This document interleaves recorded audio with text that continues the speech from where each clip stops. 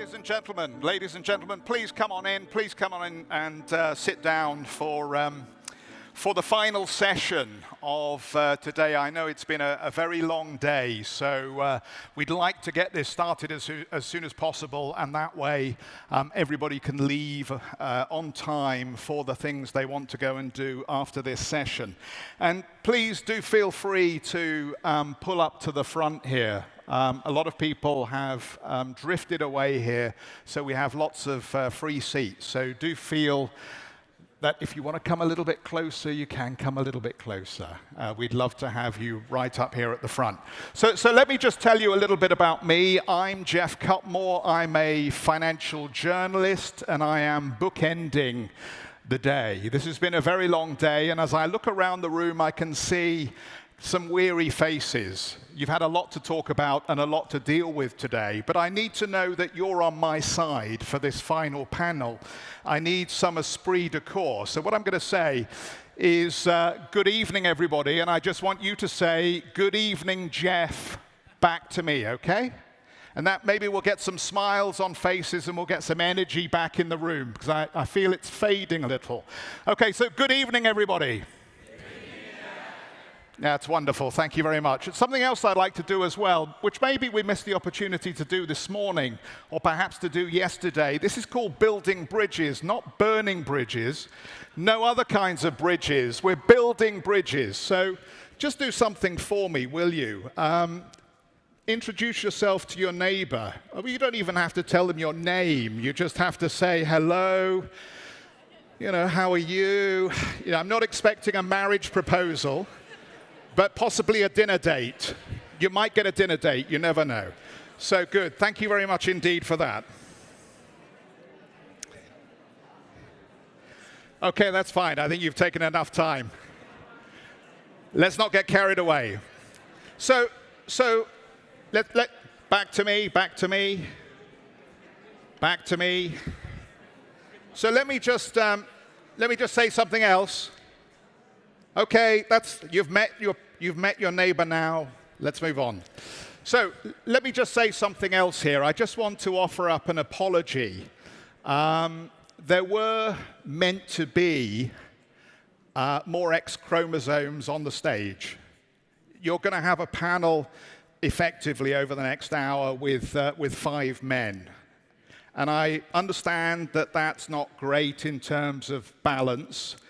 But let me just say that Christine and the team here worked incredibly hard to try and make the panel more balanced. But unfortunately, Marie-Laurie Salas, the director of the Geneva Graduate Institute, had to pull out because she wasn't feeling well. And Her Highness Sheikha Sharma was meant to be a key part of this panel as well. But unfortunately, she's had to return home to the UAE. So please accept our apologies. It wasn't meant to be quite this unbalanced, but unfortunately that's how it's ended up. But hopefully that won't take away from your enjoyment of what we're going to discuss over the next hour.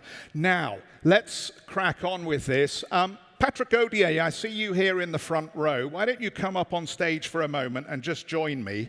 If you sit there and I'll sit here, because that one's got a microphone.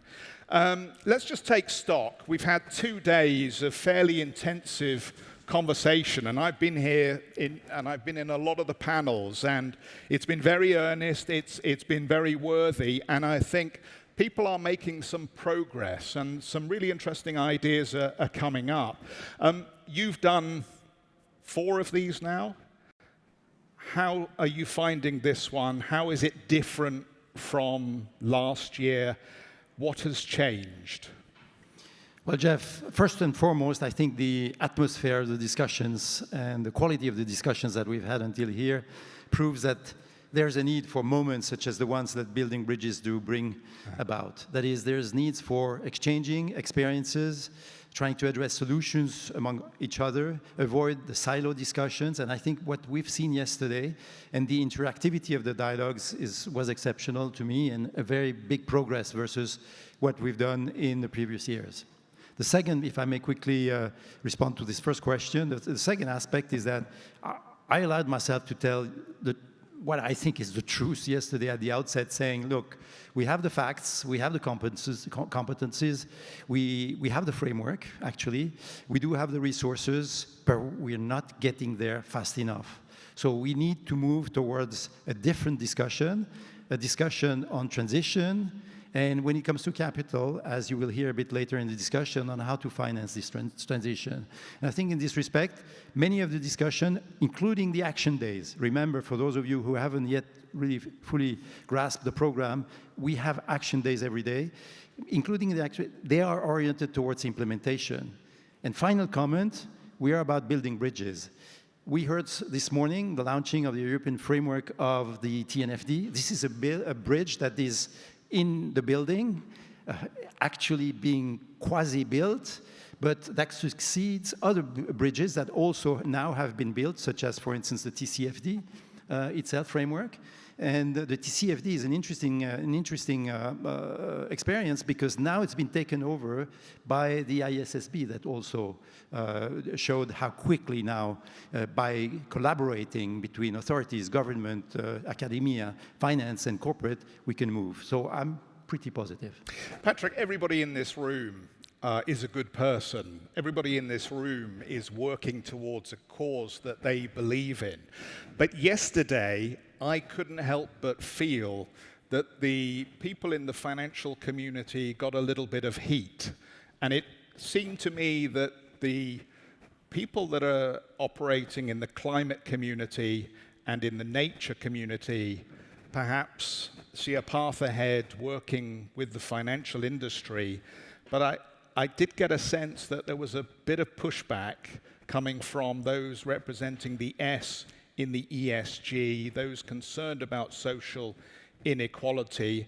I'm really pleased that everybody's here in the room, but I wonder if you detected that as well, and whether that points to the need to be more ambitious with the program, or just change the nature of where we're going, or whether this is all part of a process that brings everybody together in the big tent. No, I sense that we have to have the right dialogue and the right transparency on what's being really done. I'd like just to remind us all that we have basically 4 levers through which we can try to accelerate that transition. One is us all, how to change our mindset in our own responsibilities, how to take those responsibilities, whether it's as consumers, as producers, as agents, etc.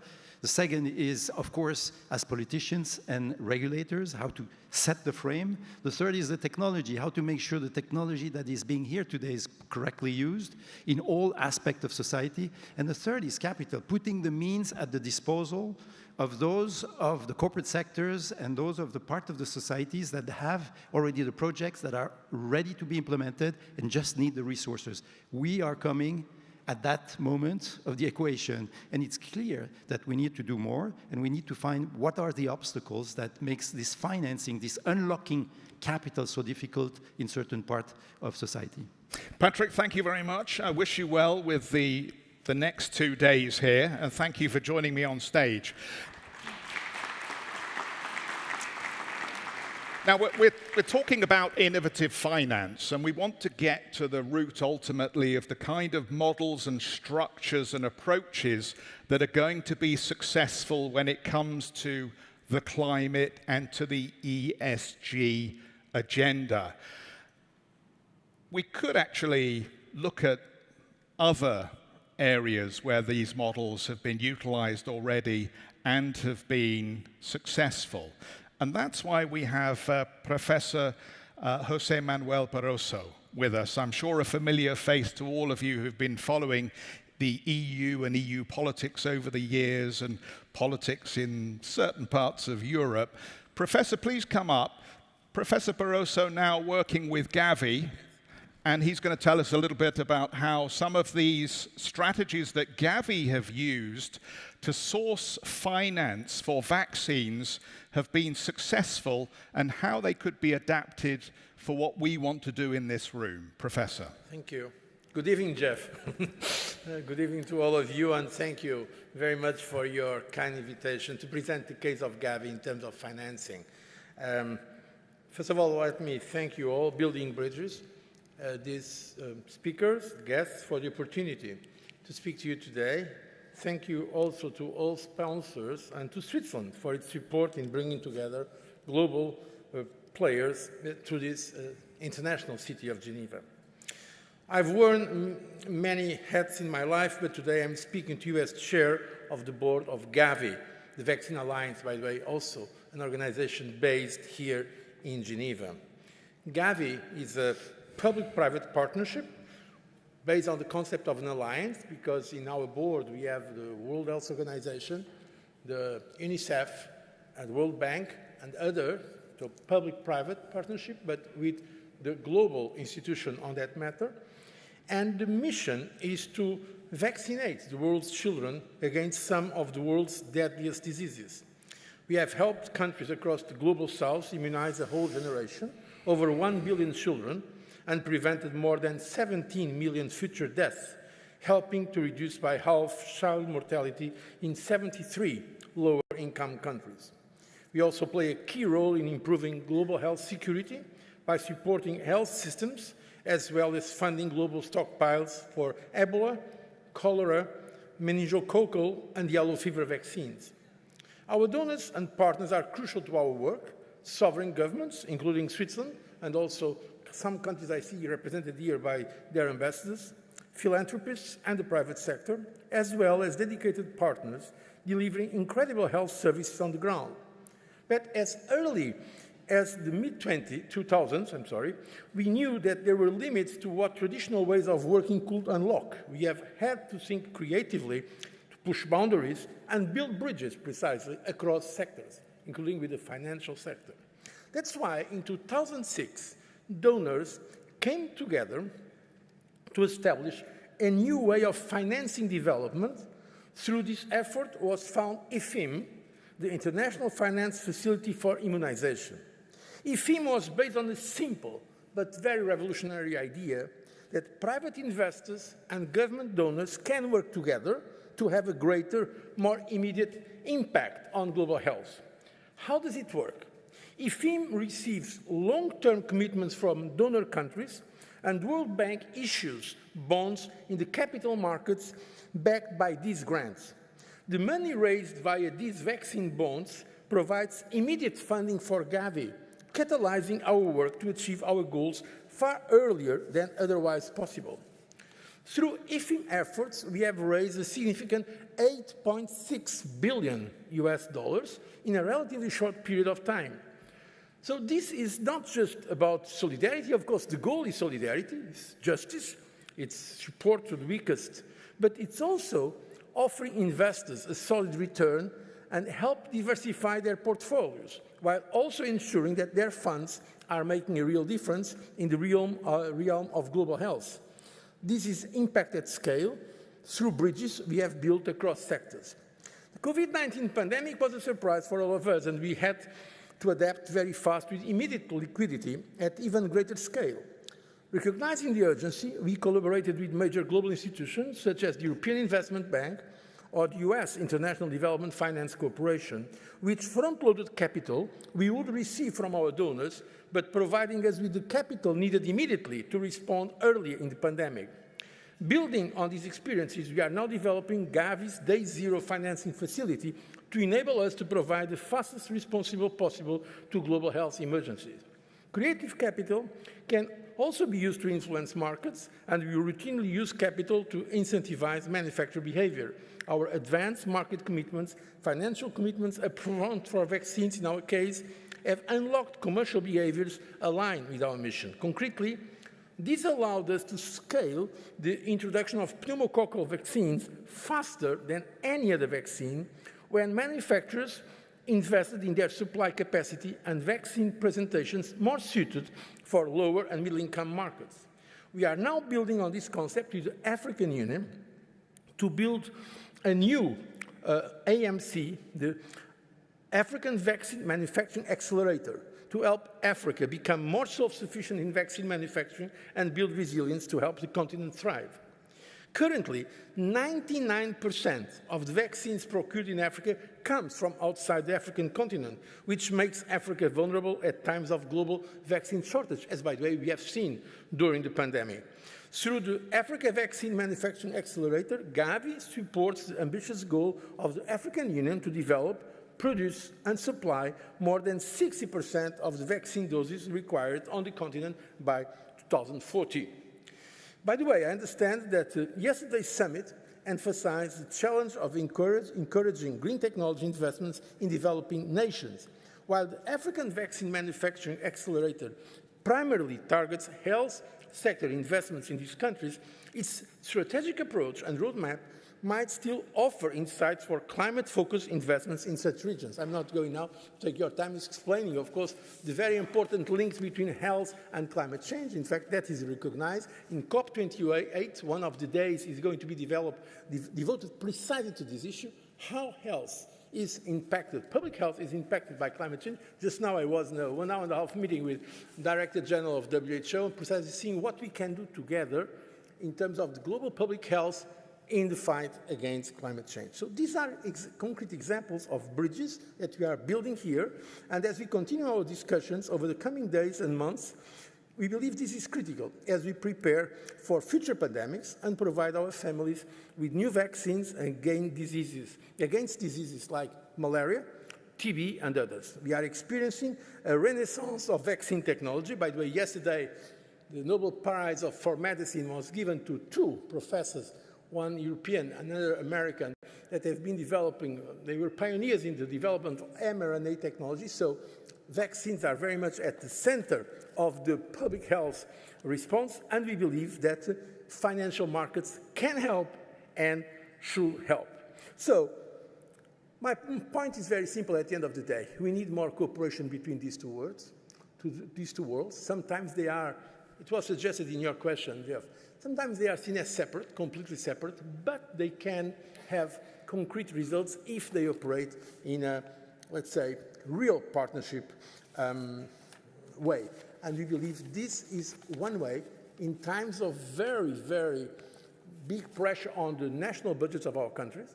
There are so many demands on the budgets of our countries that innovative financing is part, I underline, part of the solution. Thank you very much for your attention. Professor, thank you very much indeed. Please come and have a seat next to me. And there should be a microphone there. And let's invite our other panelists to come on stage. James Mwangi, come and join us from Equity Holdings. Please come and take the middle seat here.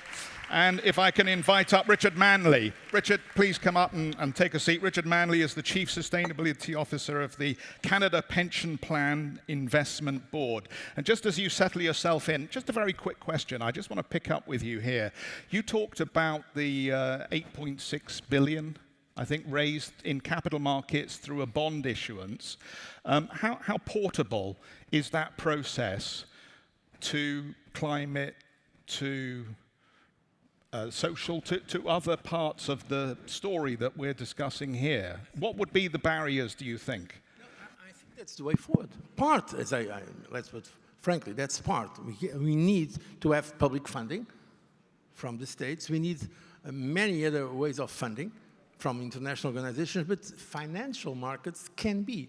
For example, the bond, the vaccine bond. I just checked today, what is the value of the vaccine bond? That is in the market. People can buy it. It's better than the Treasury. It's 21 basis points better than the US Treasury. And so the coupon was 4.5. Today it's 5.30%. So, and it's a way of having, so the countries put the money there. It's a AAA facility, the FM, AA or AAA, because it's backed by the biggest countries in the world. Two BRICS are already in that part, so Brazil and South Africa are already members, but the others are very strong economies. So it's predictable investment, a return on your investment. It's simple, and it's a way of raising money, because if there is tomorrow some emergency, we have to have that money, because the governments, for obvious reasons today, there are so many demands. For instance, the donor countries in Europe that I know well, I mean, they are under so heavy pressure, from the issue of Ukraine to, of course, the refugees issue, to the climate transition that, of course, that requires investment. And I believe this is part of the solution if done properly. Okay, James, let's bring this to you because I think you've maximized your capital in different ways for the projects that you've been involved in. What has worked? What would you describe as best practice where you've implemented it? And what could our audience learn from your experiences? Thank you very much. A couple of areas we have seen innovative ways work very well. The first one is where you use blended finance. If the risk is too high, you get somebody to take a portion of the risk. It's what you could call risk sharing, and you get a guarantee. For instance, we have worked with MasterCard Foundation to finance young people and women without securities. So the risk of taking giving a loan without security is then taken by MasterCard Foundation by providing a guarantee. Another aspect is financing refugees, integrating refugees with host communities. As we all know, that's a huge challenge because it's a displacement. But we have worked with the World Bank, where IFC comes and says, we could be able to negotiate with the government for policy for recognition of the refugees in the host country. That gives you identity. And then the second one is where they give you a guarantee because you have no credit history and you have no collateral for that type of lending. The last one I want to give is about health. Health, to a great extent, have always been regarded as a social sector. But health and education need to be mainstreamed as a class of assets that should be funded by private finance. And the aspect there we have really looked at is look at cash flow from the school, cash flow from the health sector, and that then becomes the collateral, the cash flow.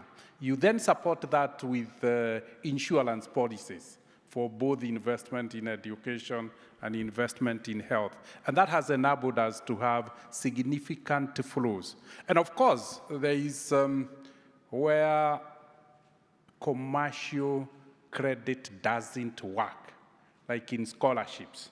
And Equity, what it did was to take 2% of the entire turnover of the group and give it to the Equity Group Foundation and say, this is impact investment in community. And out of that, we have given 60,000 scholarships for secondary education, 22,000 scholarships for university education, and global scholarships, 1,000. So that requires an intervention of shared prosperity. It's where shareholders says, this is, we can't see. It's the length of time it requires to finance a student from Form 1 until they finish university. That risk, you can't be able to predict it. So you use a grant component where it's shared prosperity. So just to follow up very quickly, I mean, you've talked about a range of different projects and a range of different solutions. Just explain to us the process. You see the project and then you reverse engineer the solution, or how do you get to the answer? Because quite often it seems you're using very creative methods. You know, where you need a partner, you go out and look maybe for a commercial entity. Where you need risk support, maybe you go and look for an agency that can provide. So it's very interesting. How do you decide which approach is going to work? I think what you address is identify the barriers. You ask yourself, why don't refugees get access to finance? Why don't the young people get access? Then once you identify the barriers, you work around the barriers. So it is solving the barriers to access to finance. And broadly, the big barriers that has been there is the issue of risk. risk classification, as in finance, have templates that don't work for everybody. The second one is regulation. Regulators says they are protecting the depositors, they are protecting the financiers, so they give conditions on who can get loan. Those are the two primary causes of barriers to access. So you have to work around them to make sure that there is a flow through to those who can't get access. And that is how you bring around inclusion in finance. And they essentially then contribute to a more sustainable world where everybody's dream can be funded even when the traditional template exclude them. Okay. I want to try and get us some time for questions as well. So have a think. If you hear something that you want to pick up on, then I'll try and get to you before we wrap up this session. Richard, let me come to you. As an asset owner, you have a slightly different perspective, but no doubt you still want to make sure that you achieve optimal results by aligning portfolio companies that are doing the right thing. Explain to us a little bit about your approach and how it fits in with the topic. Well, we've committed to net zero. Probably more important, though, is that we haven't had to take a normative position on that, because governments all over the world have committed to the comprehensive decarbonisation of their economies, and that requires boards to actually ensure they're aligning corporate strategy with the stated regulatory intent of governments. So I know we've discussed a lot of things over the last 48 hours, but the reality is boards who are approving strategies inconsistent with the stated intent of host nations, I think we have to question whether they're really delivering their duty to the company. And that, as the owner of the business, is probably the most effective way to engage. No surprise, we're making venture and growth equity investments in new technologies that will help provide some of the transition solutions ahead of us. We're also scaling those technologies as they become economic, and we're doing that across the globe. This is not just in developed markets, but also in emerging markets. Probably most differentiated is, I think, in the context of recent history, where there was a very, very strong chorus demanding that finance reduce financed emissions, is we've taken the position that, no, you can't sustainably decarbonize the financial economy without supporting the structural decarbonization of the real economy. And that requires you to be ready to see financed emissions increase as you make investments in grey sectors to support their decarbonization.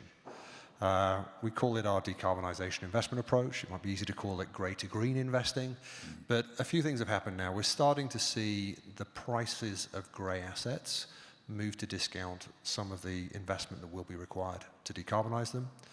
We're actually seeing much less appetite for capital to make those investments. I'd speculate because people are reluctant to bring them onto their balance sheets and see emissions increase. We're seeing regulators more proactive in supporting having those investments done, and where required, passing on some of the costs of those investments to the end user. And importantly, we're seeing the technology required to do these investments now commercially viable. So multiple examples across the globe, whether it's actually even decarbonizing the oil and gas industry, which I think some may feel is less popular, but where these molecules are going to be burned, ensuring they can be delivered to the customer with the lowest possible emissions, but ultimately thinking about life after oil. How can we take those resources, use them in other ways? And that really is taking the surface rights and thinking about making them into renewable energy projects, supporting the decarbonization of conventional power generation. Lots of opportunity there. That technology is now very, very clearly economically viable. But another area we've moved quite early is nature-based solutions.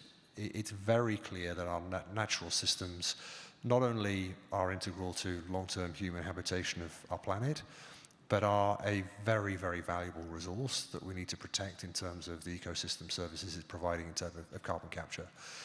So a couple of initiatives we've taken there, working with partners that are far more expert than we are in actually working with local communities, an important element to actually deliver the integrity of valuable, credible carbon credits, but also people that really understand the biodiversity opportunity and delivering permanent solutions from nature-based investing.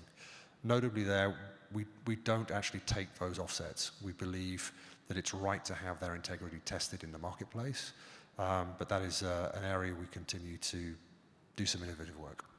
Let me let you into a little bit of a secret here. Earlier, we were in the speaker's room having a conversation about the macro outlook, and I was, as usual as a journalist, being incredibly negative. You know, bond yields, treasury yields now 16-year high. Fiscally, governments are struggling. They are challenged. We don't know what all this debt in China or the United States, 33 trillion, I think, we hit last week, is actually going to mean for the ability of governments to provide support for these kind of enterprises that we're discussing. And I have to say that Richard pushed back and he said, it's not the macro you need to worry about, it's the micro. Why is it the micro? So look, all of those things you've outlined have clearly made it more challenging. The reality is that capital is more expensive, it requires a higher rate of return, but all day, every day, we underwrite those macro considerations in the investments we make. I think one of the challenges that we have here today is that we need to embark upon a regime shift. That most underwriting activity, whether it's debt capital markets, equity capital markets, private credit, even M&A underwriting, we are not yet at a point where the system is climate aware by design. There are still competitive tensions. I think there's a broad appreciation that the financial system is committed to supporting the real economy over the long term. But at the transaction level, we're not always seeing that translate into commercial practice. One example I can share from our portfolio is we have some tenants actively seeking to remove the green lease terms from rental contracts. Not helpful for us, not helpful for them, particularly when they're committing to decarbonize their business. But that's a live commercial contract we see. I'd say something short of best practice, but if we want to employ all the tools in our artillery, I'd say one thing we have to pursue is climate aware and sustainability aware underwriting by design. We can change our investment processes, we can upskill our people, but until everybody is doing this, I think we'll always risk seeing some of the momentum behind this falling short of translating into action. Thank you for the answer. Look, I sat here yesterday and a number of people made the point that funding for Africa costs too much. The cost of capital for Africa is too high. The point was made over and over again. And I was sitting there and I wanted to put my hand up and say, but hang on a second. But nobody wants to hear what I think. So let's ask James this question. Bloomberg had a story basically saying the Kenyan stock market has been the world's worst performer. And part of the reason it's been the world's worst performer, cited, was that ultimately bad loans in the banks are too high and the national debt is too high.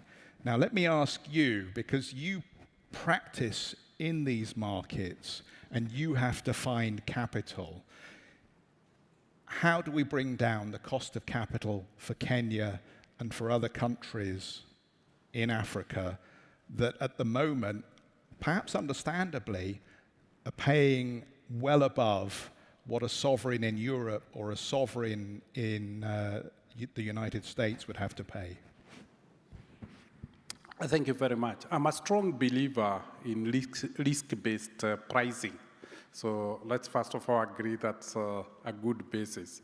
The question is assessment of risk. And essentially looks like maybe, and this is personal feeling, that there isn't enough money to go around the global markets. And so money is selective on the risk it wants to take. Anything else, it doesn't seek to fully understand the structure of risk. Let's look at Kenya, for instance. Kenya has never defaulted in its 60 years of independence. So it has no history of ever defaulting. When we assess a risk of a client, we assess a client based on credit history. So based on the credit history of Kenya, let's look at macroeconomic environment. Kenya at the moment is predicted to register a 5.8% GDP growth rate. That would tell you the environment, the investment environment, the return environment in the country. But lastly is the commoditization of risk. Looks like, if you look at the spectrum, it perceives Africa as a country. So you hear, oh, there's civil war in this country, there is floods in this country, and then you commoditize each and categorize this as a risk factor for Africa.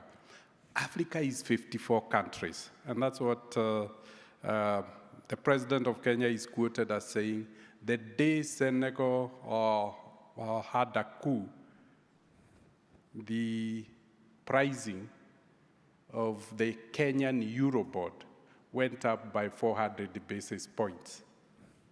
You can't see the correlation between a coup in Niger and the credit risk of Kenya. The president of Kenya addresses the UN and expresses his view about pricing of debt or interest rates. And that is interpreted as default on Kenya. And the Eurobond reprices by 600 basis points. Those are the issues that we put on the table and say, in a practical way of evaluating. You don't use hearsay, you use data to price risk. Let me follow up on that then, because I know that you've used the DFIs as a way of perhaps addressing risk in some of the projects that you've been involved in. And I want to be positive. I don't want to be negative. So let's be positive. How do you continue to de-risk projects ultimately and ensure that the funds flow where there has been clear market failure? Because I think what you're pointing out is this is market failure. This is a mispricing. So how do you overcome that? I don't want to agree it is a market failure. What we may want to agree is, in addition to micro, is macro factors play into the pricing of interest rates into a marketplace. But there are areas that one would consider. I look at Equity Bank. Equity Bank is able to get credit globally at RIBOR +3. It's within the sovereign risk of the country. The country is paying at 14, the Eurobond 1 year. And equity as an entity is paying 7. Before the current macro environment, we were paying 2.7, 3.5. Now, you can see what has happened is equity has made its governance structure very transparent. You can predict. It has made its history of performance open to the people, the practices of the credit practices, and then it has a history of performance. And that is what it puts in front of the readers, whether it is the development banks, whether it's the multilaterals. We have a facility of $1.8 billion, and yet we have not had that challenge. So I personally can't understand how an entity whose risk is supposed to be capped at the sovereign risk pays a third of what the sovereign is paying. That's a contradiction that I think is being brought out. This story continues to evolve, and I think the world is reforming in different and interesting ways. And Professor Barroso, let me bring this to your door, because following on from that, it seems to me, with the addition to the G20 and with now new additions to the BRIC community, you know, a term that was basically coined by an economist, which has now been embraced by the countries that it referred to. They're expanding, and they are not happy with the multilateral organizations that they see ultimately held captive to the Western system, the North. Tell me, are we going to see ultimately some serious reform of these organizations? How does it happen? When does it happen? And what will it look like when it's been done? Thank you. Oh, we could be speaking here for hours, and I don't know. I know you don't have time. You've got about 2 minutes. Let me just tell you one thing. During the financial crisis, when it started, the financial crisis in 2007, 2008 in the United States, it was us in the European Union who took the initiative of saying the G8, at that time it was G8, Russia was part, is not sufficient. We need to bring others. We need to have China or India or Brazil, Saudi Arabia, South Africa, Korea. In fact, it was, at that time, the rotating presidency was France. It was Nicolas Sarkozy from France and myself who went to speak with President George W. Bush in the Camp David, President Camp David, in 2008, saying, look, the G8 is not sufficient. We need to have a stronger group that addresses these issues in a pragmatic way. Because the United Nations at that time, it was, of course, with the United States, with North Korea or Venezuela or Cuba or Iran, was not sufficiently, let's say, capable of delivering. And we discussed how many countries and so on, and at that time it came to the G20 at level of heads of state and government, because there was already the G20 at finance ministers level. And it was created. The first took place in Washington, still with George W. Bush, but already with Obama being elected. The second was in London with Gordon Brown. The third was already with Obama in Pittsburgh, and then we are. And the G20, I think, has been performing a very important role. Now, because of the current geopolitical climate, namely because of the possible decoupling between the United States and China, what's happening is that there is an attempt of some countries trying to enlarge the BRICS against the G7. Russia is no longer in the G8. So Russia was the only country that was member of G8 and member of the BRICS. That's interesting to understand. So what happens now, there is, in fact, a much more challenging situation from a global order point of view. You may call it the Western order, and it's true. Because basically it was created after the Second World War by the United States and by the West. For some reason, the IMF and the World Bank are in Washington. They are not in Beijing or New Delhi or in Pretoria or in Europe. They are in the US. Or United Nations are in the headquarters is, in fact, in New York, even if you have here in Geneva a very important part of it, and so on and so forth. So what happens now, it's a global challenge to this global order, and I personally believe that it's going to get worse. I think there will be... Well, hang on a second. That's a judgment. When you say it's going to get worse, because do you mean the disagreement gets worse, or the fact that those headquarters may be relocating is worse? The multilateral cooperation today is worse than was, for instance, during the financial crisis. The financial crisis, in fact, I saw, European Union, are now speaking, I'm no longer speaking on a personal capacity now.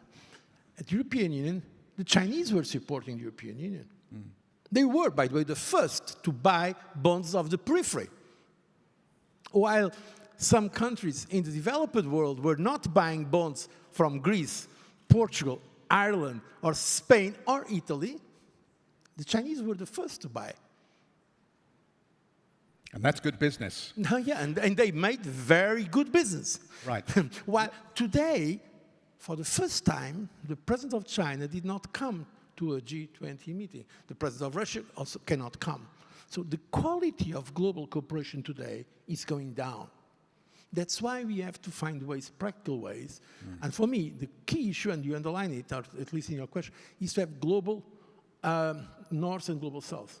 That's why, for instance, Gavi, I mean, coming to my turf now, Gavi is an interesting because we have the donor countries and implementing countries. And there are some initiatives now, for instance, in the field of health, that almost nobody spoke about it, but in the United Nations now, for the first time in its history, it was possible to adopt 3 resolutions on health. And the key was that it was not presented by the West or by the anti-West, it was presented by both. So it's very important that if you accept that the geopolitical situation is going to get worse, and I think it will get worse, I think it's important that we try to circumscribe, to protect some issues that are related to global public goods, like the fight against climate change, like global public health, and that countries, including the United States, China, Europe, and others, cooperate. Because if not, it's going to be a huge problem for the world, especially for the most vulnerable in the world. Thank you very much indeed. Let's open this to questions from the floor then. Let's get a hand up. Yep, I saw your hand first. Let's get a microphone to you. Can we have a microphone, please? Shall I come and... You okay? You got the mic. So this lady here would like the... There you go, meet halfway. Thank you very Good. much. So I work for IFAD, the International Fund for Agricultural Development. Of course, my question is for Mr. Mwanji. And you spoke about the importance of risk sharing. I work for a platform that focuses only on risk assessment. What's your favorite model for risk sharing, rather a guarantee or a direct financial incentive, and why? Thank you very much. Thank you for the question. Put your hands up, please. Let's try and get as many in as we can. If you want a question, put your hand up. Let's get the microphone to you. Gentleman at the back. Yep. Thank you very much. There may be 4 different methods of risk sharing. The first one, as you rightly said, is where you give a guarantee because the bank has the funding. So broadly, liquidity is not the problem, funding is not a problem, the challenge is risk. The second aspect is where you say, like IFAD has done. We have a transaction with IFAD of $100 million where they say we want to direct credit to clean energy, to environment, and we'll give you the money at 2.5% for 12 years. That then gives us a huge opportunity. You are de-risking 2 things, cost and tenure. So we're able to give 12-year loans because we're able to match the rating. At the same time, we're able to add just margin.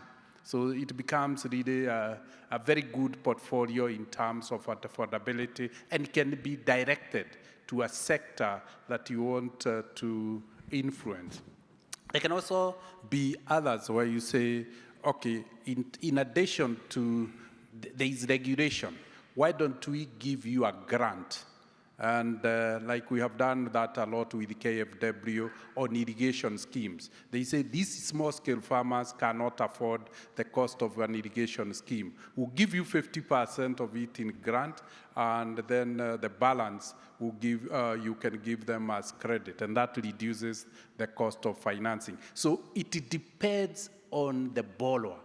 So the instrument, the tool you use to de-risk or to make credit flows depends on the nature of the borrower, their circumstances and situation. So flexibility is what makes it possible. Thank you very much for the answer. So we'll get a question from you, and then if you could pass your microphone to that gentleman with the red tie. Okay. Sven-Uwe Müller from GIZ, German International Corporation. I want to refer to the title of this panel, Innovative Finance, the Path to a Sustainable Future. So we heard a lot of needs for money, for mitigation action, for adaptation action, for loss and damage compensation. We also heard about the needs for money to mitigate the social impacts of the coming climate catastrophes, which we already see. But we haven't really spoken about how we could get the money to serve all these needs. And one idea in the panels here was, okay, let's stop fossil fuel subsidies. I think that's a very good idea. Is there any international action? Is there any plan how to move forward on that? And another thing which was already proposed decades ago, but kind of disappeared, was a Tobin tax, a tax on financial transaction. And I would also get to know your ideas on this, whether it has a chance to be finally implemented because we need the money. Thank you very much for the question. A great question, actually. Richard, I think we should start with you, because you're probably the closest we are to the traditional financial industry and how it feels about disinvestment in oil and gas ultimately being forced by governments to disinvest, but governments setting the guardrails on policy that mean no more subsidy for fossil fuel. And ultimately, I think the Tobin tax is a very interesting story, but again, it's something the financial community is not that excited about, putting a tax on every financial transaction. Your thoughts? Maybe I'll take the energy one first. I think we have other guests on the panel who may have more informed views. Look, I think one of the things that we've learned in the last 2 years, look, it's always been the reality, is it is far easier to destroy supply of hydrocarbons than it is demand for hydrocarbons. And I think you've identified one thing there, that there are interventions taking place around the world that are actually inflating demand for hydrocarbons. And I think we do need to, engage in a more open debate about where there are opportunities to incentivize better climate-aware decisions, that climate-aware by design, is how do we have them? The aggregate global number for subsidies for fossil fuels is considerable. But the other thing then to just think about is a few things. What we learned when we saw the supply of hydrocarbons quickly contract, but no commensurate reduction in the demand of hydrocarbons, was the inflation prompted a social and political debate about the current direction of travel.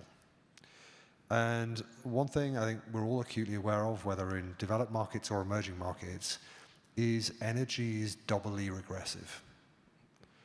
The lowest income people in society spend the largest share of their income on energy, and they typically also have access to the least energy efficient homes, the least energy efficient products.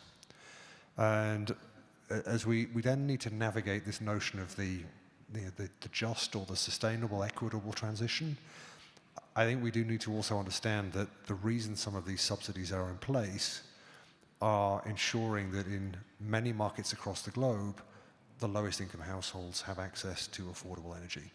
So this is, I think, a great example of the complexity of this debate. I'm going to speculate that 2 years ago we wouldn't be having this debate. The view would have been very simply, let's stop this, let's get out of the way of oil and gas. I think one of my optimisms as we end this 2 days, and actually I think James, I want to weave this in. One of the things that James made clear earlier on is that often the answer is hiding in plain sight when you ask the right question. And today the great news is, whilst we don't have all of the answers, we're now at least asking the right questions. And I think that's a really exciting way to move towards the close of the first 2 days here. Those are some of the right questions. I'm sorry I don't have the answers. But it's very clear we do need to use all the tools available to think about how we can moderate demand for hydrocarbons, because if we just attack supply, we risk tearing the fabric of social and political support for the transition that we need to deliver. Thank you. We'll move on quickly. I just want to get these 2 questions in. If you could... Yeah. Yes, thank you very much. My name is Riyad Bazi. I'm working with the United Nations here in Geneva. I have only one question about those financial institutions, those banks, among others banks. There's a credit bank, there is agriculture, rural development bank, but there is development banks. And in sustainable finance, we are more dealing with development banks, but there is those international banks, international institutions, they are continental. The African Development Bank, the Asiatic Development Bank, the Inter-American Development Bank, and the European Development Banks, and the reconstructions, which means there is something to build more in Europe. Doesn't mean in the other part for there is something to build. But nowadays there is another new development banks founded by the BRICS members. And the BRICS state members, they become more than 5 nowadays. They become 11, which means, but last BRICS summit, they got 5 new members plus 1, which is diplomacy. Like previously, during the Cold War, the G7, it used to be G7 plus 1, then it's become the G7, no more. Then the last BRICS summit, BRICS become G11, which means the number of football players teams. And maybe next BRICS summit, there will be the same number like rugby team. But my questions about, what do you think, Mr. Barroso, about the BRICS, the new development banks? Okay. We will make it better for development, it will be work worse, or we will build bridges. Thank you very much. Thank you very much indeed for the question. Let's take your question. You're going to be the last, unfortunately, but let's take your question as well. Thank you for the panel. I think the question should be reduce demand or supply first regarding fossil fuels is a very important question. My name is Jan Erbke from Geneva Macrolabs. And I think particularly the Global South is dependent on fossil fuels. They are dependent for food production. We have no fertilizer without fossil fuels. We have no food production or not nearly enough food production. So it would be a real gigantic crisis to cut fossil fuels without reducing demand first. And so I think we really have to look at demand. And of course, if you reduce the supply, then prices will go up, demand will go down, but demand will go down where people can the least afford it, and we have some people that will benefit from it. And I don't think these people should benefit from it, but it should be the other way around. And particularly when you're looking at subsidies for fossil fuels, currently we don't have really substitutes when we have different tax rates. They are declared as substitutes, subsidies, sorry, but they are not. But currently, European countries like Germany, they are planning new fossil fuel subsidies for electricity. And I think we should stop that. They're producing a lot of electricity with coal. Do you have a question? Yeah. Well, what do you think? How can quickly, please. Yeah, how can we achieve this demand destruction of fossil fuels? Great. Thank you very much indeed for that. So we've got 3 minutes 44 to answer these two swinging issues of our time.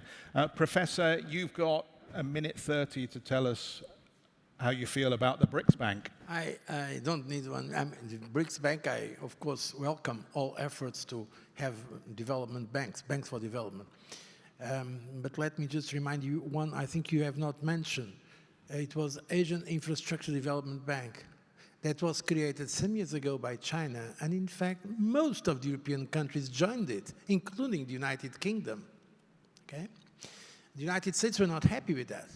But at that time, it was possible for the European countries to join a development bank based in China. Today, I don't think it's possible. Today, the BRICS Bank is appearing as in a part of that decoupling that I was mentioning, that you, by the way, highlighted the point. So this is why we are going to have also in this landscape of development banks, multilateral development banks, some kind of decoupling. For instance, the European Investment Bank is doing, I think, a great job, but the European Investment Bank is much bigger than the World Bank. People don't have that idea in terms of capital. But I will be in favor of reinforcing the global institutions, multilateral institutions. Because if we don't reinforce the United Nations is not perfect, of course not, with that current system. The World Bank is not perfect. But if we don't reinforce those, let's say, the source of some multilateral legitimacy, then we are going to have an increased fragmented world. And while I'm now realistic, I had some illusions when I was younger, but I'm now more realistic. Okay. I think we need to have some areas of cooperation in multilateral terms, and so that's why I think all these sectoral development banks are a contribution, but they are not going to solve the problem if we undermine the legitimacy of the world financial system. Professor, thank you. You've left 1:30, I think, for Richard just to respond to the oil and gas story. I'll try and take it to one word that sounds like it's two words, and that's leapfrog. I think one of the real opportunities we had ahead of us today is to stop extrapolating how we built the energy system in the developed markets to the development of the emerging markets. The emerging markets have not seen fit to build telecommunication infrastructure the way we did. They've gone straight to mobile. It's not clear they need to build grids the same way we did when there is a real opportunity for distributed energy. Now, that is rewriting the rulebook of how you build national energy systems, but most of these nations have very high levels of irradiation. Many of them have wave resources, wind resources, the opportunity to deploy those technologies at scale and deliver alternatives for effectively structural electrification of their economies, I think are the opportunity for pursuing not just an energy transition, but an energy addition. It's very clear the world is going to be consuming more energy going forward. We need to make sure the incremental is always met with these new technologies, and at the same time we're seeking to leverage other ways to innovate to structurally change demand. It's not a quick fix, but that's the way to do it. Richard, let's wrap you up on that. James, you've got a couple of words to wrap us up on because we're already in the red. Thank you. Jeff, allow me to add that human behavior is driven by desire to seek pressure or to avoid pain.